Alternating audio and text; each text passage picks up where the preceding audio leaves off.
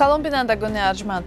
Дар ин наши барнома дар бораи боздошти гурӯҳи калони муҳоҷирони тоҷик дар Москав, сӯзондани Қуръонро маҳкум кардани президенти Қазоқистон, имзои созишномаи дифоии миёни Тоҷикистону Туркия, омодагӣ ба мулоқоти раис ҷумҳуриҳои Тоҷикистон, Узбекистон ва Туркманистон ва хабарҳои дигар мегӯем. низомиёни украинӣ гуфтанд, ки нирӯҳои Русия шаби гузашта мавҷи нави ҳамлаҳоро бо ҳавопаймоҳои бесарнишин ва мушакҳо роҳандозӣ карданд, ки хисороти мулкӣ дар пай дошт. Инчунин ба қавли Киев аз замони асозиши содироти гандум берун шудани Москав артиши Русия даҳҳо амбори гандумро нобуд кард. Алекипер волии Одесса гуфт, дар пайи ҳамлаи мушакӣ аз як киштии зериобии русӣ дар баҳри Сиёҳ як муҳофиз кушта шуда, терминали борбарӣ хароб карда шуд.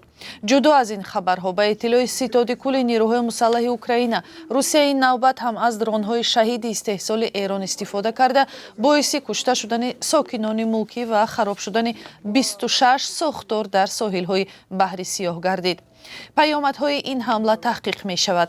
дар ҳамин ҳол муттафиқони Украина дар паймони НАТО қарори Москавро барои тарки созиши содироти гандум маҳкум карда гуфтанд, ки Москав махсус талош дорад монеи содироти гандуми Украина шавад.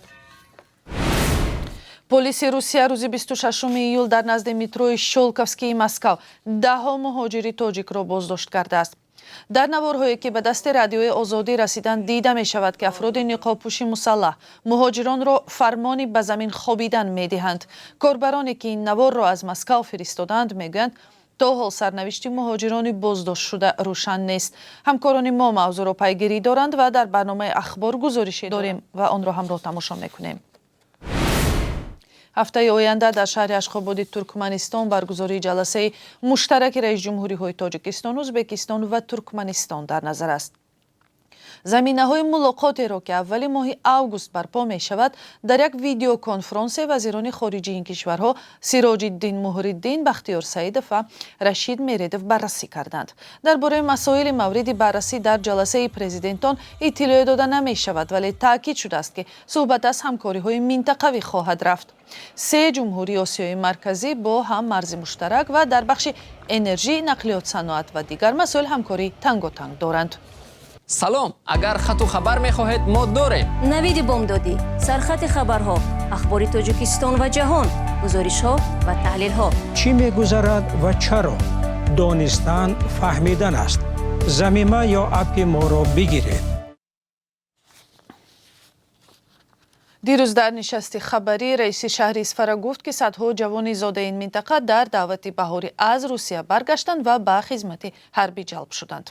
ин ҳам дар ҳолест, ки дар моҳҳои март то майи имсол даҳҳо сокини шаҳри Исфара аз ҳолатҳои маҷбурии овардани фарзандонашон шикоят карда буданд.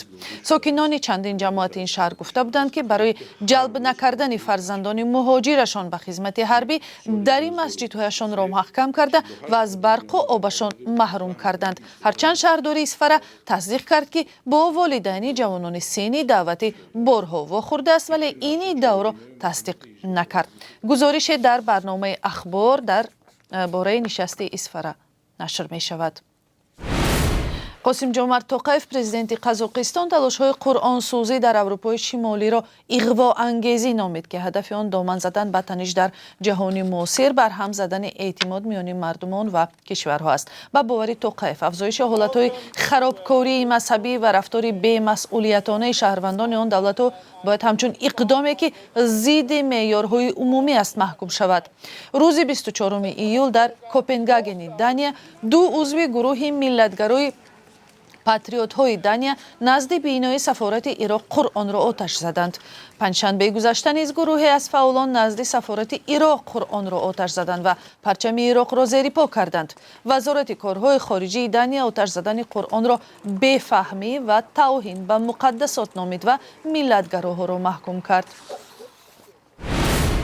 در استانبول دیروز وزیر مدافع تاجیکستان شیرعلی میرزا و همتای ترکش یشارگولر سازشنامه همکاری‌های دفاعی و مالی میان تاجیکستان و ترکیه را امضا کردند. به نوشته مطبوعات ترکی اینچنین پروتکل یاری‌های مالی میان دو کشور هم در این دیدار امضا شده است. مراسم در حاشیه نمایشگاه بین‌المللی صنعت دفاعی استانبول برپا شد که آن را بنیاد قوه‌های مسلح ترکیه تشکیل کرده است. جزئیات سازشنامه و هم حجم مبلغ پولی که در این سندها ذکر شده است نشر نمی شود. ترکیه سالهای آخر در تولید سلاح و مهمات جنگی از جمله هواپیماهای بی سرنشین یا درون ها پیشرفت کرده است. در دومین نیم سال اول سال جاری در ازبکستان 257 نفر را با اتهام صادر کردن قانون شکنی جنسی علیه نابالغان به جوابگری کشیدند. پلیس ازبکستان خبر داد که در میان محکوم شده ها افرادی هستند که برای تجاوز به ناموس و رابطه جنسی با افراد تا 16 ساله محکوم شدند. این زمان پلیس ازبکستان اعتراف کرده است که متاسفانه بسیار حالتهای دیگری بدرفتاری با نابالغان پنهان میماند، چون در بسیار حالتها آزاردهنده ها خویشاوندانی نزدیک هستند و یا عائله های قربانی ها از به اصطلاح بدبخت شدن فرزندانشان در آینده می‌هراسند. و حالا قرب اسعار برای امروز 27 ایول از روی نشاندادهای بانک ملی 1000 روبل روسی نظر به دیروز کمی گرانتر شده 121 سومانی و 30 درم، قرب $1 آمریکایی کمی پایین آمده 10 سومانی و 91 درم و 1 یورو 12 سومانی و 8 درم را تشکیل داده است. این بود چند خبری مهمی این ساعت. 4 ساعت بعد در اخبار آزادی رو میخوریم.